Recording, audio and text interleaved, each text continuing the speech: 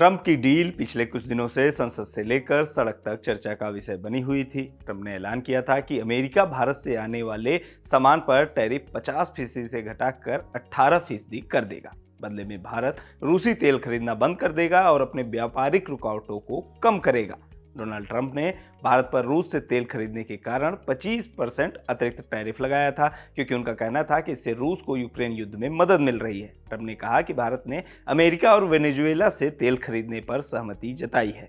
ये तो हो गई पिछले हफ्ते की बात, जिसके बाद सवाल उठने लगे थे कि इस डील में है क्या। विपक्षी दलों ने भारत की संसद में भारत की सरकार से पूछा कि आखिर ये डील कब हुई, कैसे हुई, क्या फैसले किए गए और इसका एक तरफा अनाउंसमेंट क्यों हो रहा है, भारत सरकार इस पर क्यों बोल नहीं रही है। जिसके बाद अब भारत और अमेरिका ने एक जॉइंट स्टेटमेंट जारी कर अंतरिम समझौते के फ्रेमवर्क के बारे में बताया है। क्या है इस डील में, भारत का क्या फायदा है इसमें और क्या अमेरिका का फायदा है। विपक्षी दल भारतीय हितों की अनदेखी का आरोप क्यों लगा रहे हैं और अमेरिका ने ट्रेड डील के साथ चीन और पाकिस्तान को कैसे लपेट दिया, ये सब आपको बताएंगे इस वीडियो में। नमस्कार, मेरा नाम है गौरव श्यामा पांडे और आप खबर गांव देख रहे हैं। अमेरिका और भारत ने व्यापार समझौते की दिशा में बड़ा कदम बढ़ाया है। दोनों देशों ने एक अंतरिम फ्रेमवर्क जारी किया है, जिसमें टैरिफ कम करने, ऊर्जा संबंध मजबूत करने और आर्थिक सहयोग बढ़ाने की बात कही गई है। इसका मकसद ग्लोबल सप्लाई चेन को नए सिरे से व्यवस्थित करना है।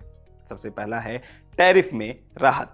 इस एग्रीमेंट फ्रेमवर्क के अनुसार अमेरिका फिलहाल भारतीय सामान पर 18% का टैरिफ लगाएगा। इससे भारत से अमेरिका भेजे जाने वाले सामान पर लगने वाला अतिरिक्त टैरिफ कम हो जाएगा। इससे टेक्सटाइल, जूते चप्पल, दवाइयाँ, प्लास्टिक प्रोडक्ट्स, लेदर, दवा, घरेलू सजावट जैसी चीजों के निर्यात में आने वाली दिक्कतें दूर होंगी। पिछले साल जब ट्रंप ने टैरिफ बढ़ाने का ऐलान किया था, तब इन सेक्टर्स के सामने बड़ा संकट खड़ा हो गया था।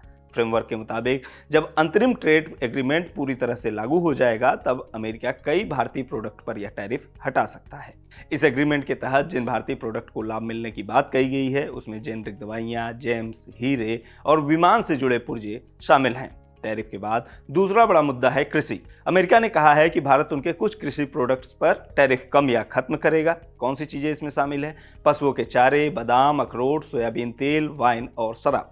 इन अमेरिकी प्रोडक्ट्स को भारत में छूट मिलेगी।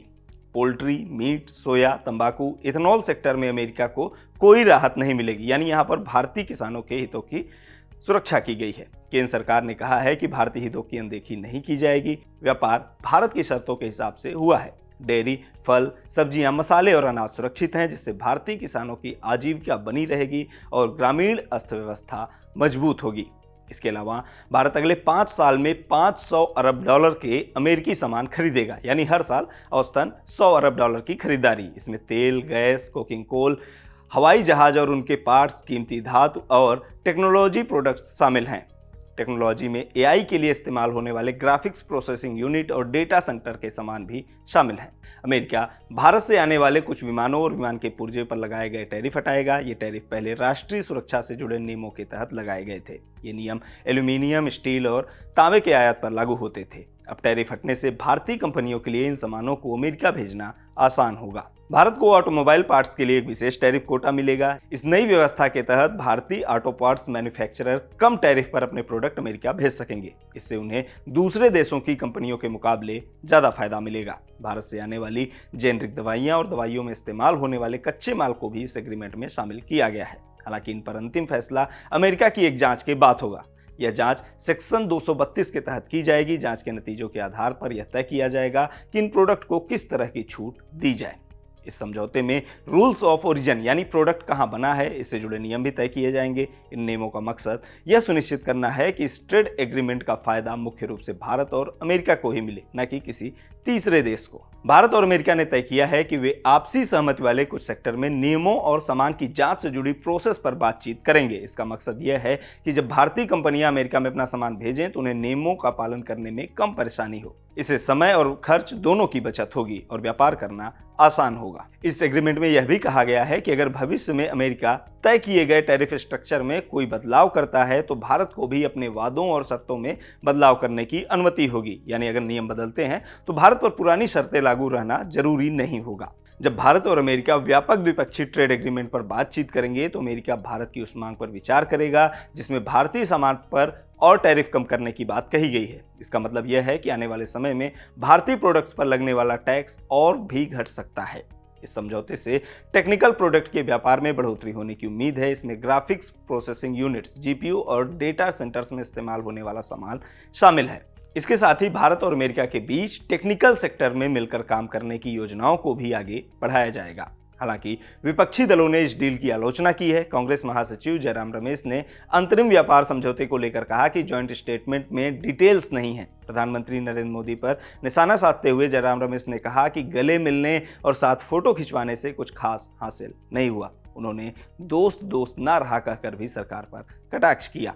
कांग्रेस के मीडिया विभाग के अध्यक्ष पवन खेड़ा ने भारत अमेरिका व्यापार समझौते के ढांचे को अपमानजनक विफलता करार दिया और आरोप लगाया कि दबाव में आकर भारत ने कृषि बाजार को खोलने और रूसी तेल का आयात रोकने का फैसला किया है। उन्होंने कहा कि शर्मनाक विफलता को उपलब्धि के रूप में बेचा जा रहा है। समाजवादी पार्टी के सांसद राजीव राय ने इस एग्रीमेंट को किसानों की बर्बादी बताया। एक्स पर लिखे एक पोस्ट में उन्होंने कहा, ये सिर्फ हमारे हितों का ही नहीं, देश के सम्मान से भी समझौता हुआ है। किसानों की बर्बादी लिखी गई है। अमेरिका के कृषि उत्पादों सहित कई वस्तुओं पर भारत कोई टैक्स नहीं लेगा, लेकिन अमेरिका भारत से 18% टैक्स लेगा। अब तक की कमजोर सरकारें अमेरिका से भारी टैक्स वसूलती थीं और बदले में कोई टैक्स नहीं या नगण्य टैक्स देती थीं। 56 इंच वाली सरकार ने अपने माय डियर फ्रेंड ट्रंप को सब कुछ दे दिया, ऐसा कहना है जो समाजवादी पार्टी के सांसद हैं राजीव राय उनका। हालांकि वाणिज्य और उद्योग मंत्री पीयूष गोयल ने कसम खाकर कहा कि हम अपने अन्नदाता की रक्षा करेंगे और गांवों की रोजी रोटी को सुरक्षित रखेंगे। उन्होंने कहा कि भारत अमेरिका व्यापार समझौता भारतीय निर्यातकों, विशेष रूप से लघु एवं मध्यम उद्यमों, किसानों और मछुआरों के लिए $30 ट्रिलियन का बाजार खोलेगा। पूरे देश में खुशी की लहर है। देश के हर क्षेत्र में बहुत ही उत्साह है भविष्य को लेकर, और मानो आने वाले दिनों में जिस प्रकार से नए अवसर, नए मौके खुलते हैं, जिस प्रकार से हमारे निर्यातकों के लिए बहुत बड़े पैमाने पे यूनाइटेड स्टेट्स ऑफ अमेरिका, जो दुनिया की सबसे बड़ी अर्थव्यवस्था है, लगभग $30 ट्रिलियन की अर्थव्यवस्था, अब हमारे निर्यातकों के लिए मोस्ट प्रिफर्ड ड्यूटी के साथ खुलती है। और जिस प्रकार से हमारे किसानों के हितों का संरक्षण किया गया है, पूर्णतः संरक्षण किया गया है किसानों का, डेयरी का, उसको मद्देनजर रखते मैं मानता हूं ये जो यूनाइटेड स्टेट्स और भारत के बीच जॉइंट स्टेटमेंट कल देर रात फाइनलाइज हुआ, विश्व के समक्ष रखा गया, इसका देश के कोने कोने में स्वागत हुआ है। तो ये थी भारत और अमेरिका की ओर से जारी हुए जॉइंट स्टेटमेंट की खास बातें। एक खास बात और, अमेरिका की ओर से स्टेटमेंट के साथ भारत का जो नक्शा दिखाया गया है वो पाकिस्तान और चीन को चुभ सकता है। पाकिस्तान अधिकृत कश्मीर यानी पीओके सहित संपूर्ण जम्मू कश्मीर को देश का हिस्सा दिखाया गया है। इसके अलावा नक्शे में अक्साई चीन को भी शामिल किया गया है, जिस पर चीन अपना दावा करता है। पहले अमेरिका की ओर से जो नक्शा जारी किया जाता था उसमें पीओके का अलग तरीके से सीमांकन हुआ रहता था, जिस पर भारत आपत्ति जताता रहा है, लेकिन अब ऐसा नहीं है। इसी तरह से अरुणाचल और अक्साई चीन के भी गलत सीमांकन पर भारत आपत्ति जताता रहा है, जिस पर चीन अपना दावा करता रहा है। अब अमेरिका ने पूरे भूभाग को भारत का हिस्सा दिखाया है, जो कि है भी, और भारत को इसके लिए अमेरिका या किसी दूसरे देश के वैलिडेशन की जरूरत भी नहीं है। कश्मीर हो या अरुणाचल, ये भारत का अभिन्न अंग है। लेकिन ट्रंप सरकार की ओर से जारी मैप पर पाकिस्तान और चीन को मिर्ची लगना स्वाभाविक है। खैर, वीडियो के बारे में अपनी राय कमेंट बॉक्स में हमें जरूर बताएं। मेरा नाम है गौरव श्यामा पांडे और कैमरे के पीछे मेरे साथी इरशाद हैं। शुक्रिया।